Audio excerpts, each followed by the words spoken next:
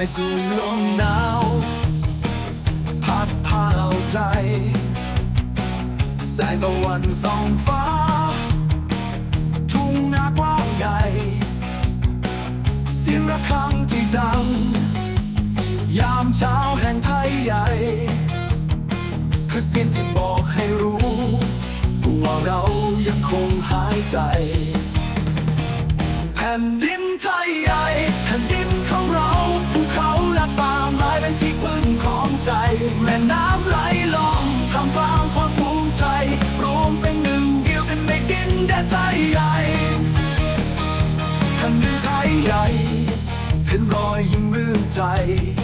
วิถีชีวิตไทยใหญ่เรียบง่าย